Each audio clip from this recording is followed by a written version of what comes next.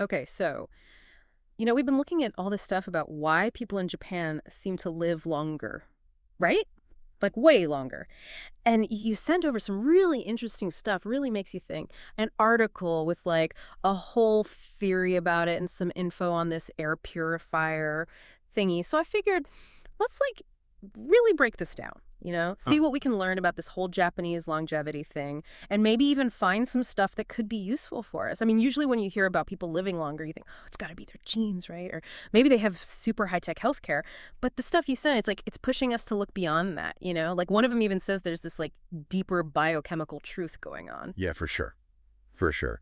And like the biggest thing that stood out to me, I mean, like really stood out, Hmm. is this idea that maybe it's not because Japanese people are like biologically superior or something. Hmm. It's more about them having, like the article said, cleaner exposure and a lighter toxic burden. Really changes how you think about it, Yeah, doesn't it? it really does. So this toxic burden thing, let's like dig into that for a second. One of the pieces you sent, it's got this whole theory that it's not just time that makes our organs fail, it's more about our bodies hitting some kind of toxin saturation point, whatever that means. Can you kind of explain that a bit more? Okay, so imagine this. We're like constantly interacting with our surroundings, right? We're breathing in air, eating food, even the stuff we put on our skin. It's all going into our bodies. And the theory is that, like, in places with lots of pollution, like the U.S., which the article specifically mentions, our bodies end up gathering all these toxins way faster. And get this, our organs can only handle so much. Yeah. Like, there's a limit to how much crap they can process. And if we go over that limit, well, that's when they start to malfunction Hmm. and eventually fail. So it's not just like a clock ticking down the years. It's more like how much junk we've accumulated in our systems over time. You know what I mean? That's crazy. So instead of aging just being this like pre-programmed genetic thing, this article's saying it's more of a biochemical overload process. Hmm. Yeah, that's a huge takeaway right there. Like, it's not all about our internal clocks, it's also about what's going on around us. Absolutely. And then the sources, they start highlighting these big differences between Japan and the U.S. in terms of this whole toxic burden idea. And the first Mhm. one they bring up is something we all deal with every day, right? Food. Oh, yeah, for sure. Like, Yeah. the stuff you sent, it paints this crazy picture of how different Japanese and American diets are. It's wild.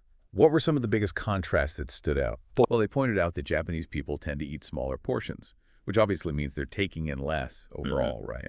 Yeah. And there's this big emphasis on unprocessed foods, way less of those artificial preservatives and additives that are in like everything here in the West. Plus, their food tends to be less heavily seasoned, and they use way less sugar and those processed seed oils.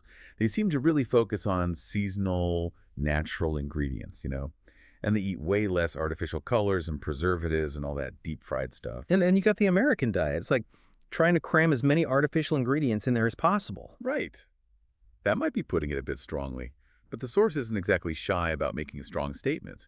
It talks about how much we use industrial additives, artificial sweeteners, emulsifiers, all that high fructose corn syrup. Hmm. Plus, tons of fried meats and these super refined carbs that make up like most American meals. There's this one line that really hits you. Food is no longer just nutrition. It is a daily microdose of legal poisons. Like, whoa, it really brings home their whole argument about what we're putting in our bodies every day. That's intense. So basically, Japanese people are eating less of these legal poisons, and that could be a big part of why they live longer, huh? Okay, so what's next? What other area is highlighted as having these cleaner exposures for Japanese folks? The next big thing the articles talk about is our environment, specifically the air we breathe. And when you start looking at the details, it gets super interesting. I'm all ears. What did they say about the differences in daily life and air exposure between the two countries? So in Japan, it seems like physical activity is just more built into their daily routines. Like people walk more, they cycle more, and they use public transport way more. And the sources also mention this thing about Japanese culture emphasizing natural airflow in their homes. They even have this practice of ventilating their homes every day. Which is like the total opposite of how most of us live here. Exactly. The articles basically describe Americans as having this super car-centric lifestyle, right? Yeah. And it's not just how much time we spend in our cars, it's what's going on inside those cars too. Think about it. We're stuck in these closed-off spaces with all these materials that give off those VOCs, those volatile organic compounds, like gases coming from plastics and stuff that we're breathing in. Then you add in things like air fresheners and people constantly recirculating their AC. Not exactly a spa treatment for your lungs, huh? I remember you sent something that had some pretty strong words about Oh this. yeah, one of them straight up says, Americans are not aging. They were slowly being sedated by air pollutants. And it doesn't stop there. It calls cars sealed boxes of chemical saturation, even comparing them to a gas chamber. It's definitely a powerful way to make you think about the air we breathe every single day. Wow. Okay, so that's where this Air 6-free Maze Purifier comes in, right? This thing's supposed to be like a real solution to this whole air pollution problem. Can you break down how it works based on what you sent over? Sure. So from what I understand, it's got this multi-stage process. It starts with a fan, usually placed in a way that pulls air into the unit. Then, this air goes through a pre-filter that catches the big stuff like dust. But here's where it gets cool. The air then enters this specially designed, often sealed maze. But before it goes into that maze, it passes by this negative ion generator. And this thing pumps out a crazy amount of negatively charged ions into the airstream, like 20 million per second, according to the articles. 20 million. That's insane. What do those negative ions even do? They basically latch onto those tiny particles floating in the air, the pollutants, the allergens, all that stuff. And when they attach, they give those particles a negative charge. So now you've got this negatively charged air flowing into the maze, right? And the inside surfaces of the maze, which are often made of metal, they're positively charged. And of course, opposite charges attract, so all those negatively charged pollutants get pulled towards the positively charged walls of the maze, and they just stick there. So it's like an electric trap for all the bad stuff. Yep, exactly. And this maze design, it actually makes the whole thing work even better. See, the air has to keep changing directions as it moves through this multi-layered structure. So even those really tiny particles that might normally just float along with the air, they end up hitting the walls and sticking because of their inertia. So the articles are saying that this combo of negative ion charging and the maze design leads to almost all the particles being removed, hence the whole 100% purified air claim. That's wild. Such a cool use of technology to like really combat those air toxins. So we've talked about food, we've talked about air. What's the third piece of the puzzle when it comes to longevity? Okay, so the third thing the articles really focus on is our body size and how it's all tied into this whole toxin load thing. Body size. How does that relate to this toxin saturation idea? It's actually pretty straightforward. See, fat in our bodies, it can act like a storage container for lots of different toxins, especially the ones that dissolve in fat. So basically, the more body fat someone has, the more of these toxins they tend to accumulate and hold on to. Plus, bigger people usually eat more food, which could mean they're taking in more foodborne toxins too. Right. And their detox systems might be working overtime trying to keep up. On the flip side, leaner people don't need as many calories, so they probably ingest fewer toxins overall, and their organs aren't as stressed out trying to get rid of all the junk. And the articles specifically talk about how older people in Japan tend to be pretty thin. Is that just because of their diet? They say it's a mix of things. Diet's obviously a big part of it, like we talked about earlier, but they also have a more active lifestyle in general, walking more, using public transport more. The articles even contrast that with the whole sedentary car-dependent thing that's so common in other parts of the world. One of them puts it really simply: less food, less poison, longer life. It really shows how connected all these things are. So basically what these articles are saying is we need to completely rethink how we see aging and what we call disease, right? Like it's not just about getting older, it's about what we're putting into our bodies and what we're exposed to. You got it. They're basically arguing that a lot of what we think of as getting old could actually be symptoms of being exposed to toxins for years and years. They keep coming back to this idea that our organs failing isn't just about time passing, it's more about reaching that saturation point with all those toxins. And they even make this connection between all that and serious conditions like dementia, cancer, heart disease, even just feeling tired all the time.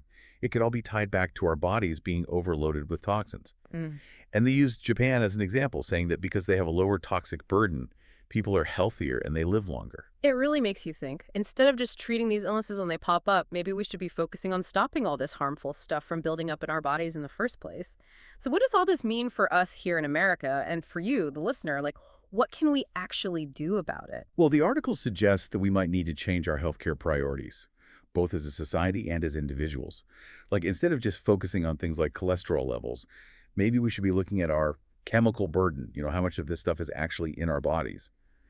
One of them even talks about measuring things like VOC levels in our homes and cars, seeing if we have plastic residues in our bodies, and tracking pesticide exposure, all alongside those regular health checks like BMI.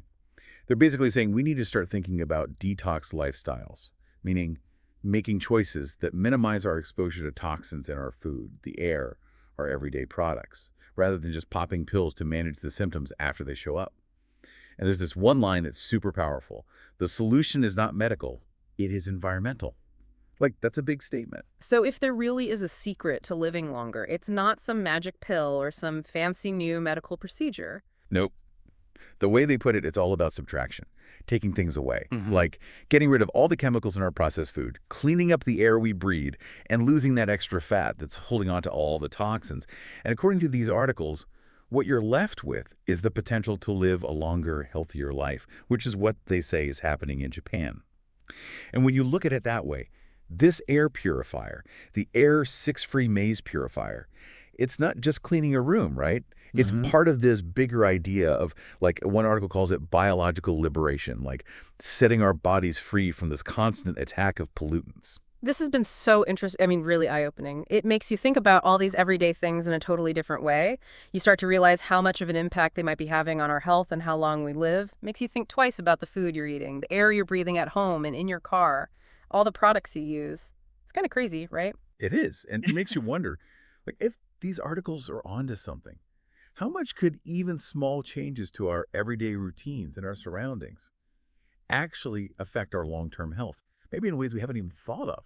And knowing that some of those things we think of as just signs of aging could actually be caused by toxins, it makes you want to do something about it, right? Like, what's one area of your life where you could try to reduce your exposure to this stuff? It's definitely something to think about. And hopefully, this deep dive has given everyone listening some good food Appendix: for thought. How the Air 6-Free Maze Something to consider Purification and works. maybe even act on. The revolutionary maze air purification process. Air 6-Free means dust-free, germ-free, toxin-free, smoke-free, odor-free, and heavy metal-free. Most people only read one article. So here's a clear, simplified explanation of our core technology, added to every insight so no one misses it. Step 1. HEPA plus activated carbon prefiltration. Removes PM 2.5, dust, pollen, and microplastics. Activated carbon absorbs VOCs, odors, and industrial gases. Step 2. Negative ion charging plus pathogen neutralization. Controlled chamber charges viruses, bacteria, and nanoparticles. Neutralizes pathogens without releasing free ions into the air. Step 3. Electrostatic capture. Charged particles are drawn to electrostatic plates and trapped permanently. Prevents re-release of ultrafine pollutants, bacteria, and viruses. Step 4. The maze effect, forced labyrinth filtration. Air is forced through a multi-angled maze. Nanoparticles can't follow curves, they break from the airflow and slam into positively charged walls. This electrostatic impaction effect ensures even the tiniest toxins are absorbed. Every curve in the maze is a trap. Nothing escapes. Step 5. Final purification. Only ultra-purified air exits the system. Boosts brain function, reduces fatigue, enhances organ health. This is not traditional filtration. This is biological protection engineering. Technology name: Air 6-Free Maze Purifier, developed and patented by Fu-Chi Wu under U.S. Patent No. US 8268058B2.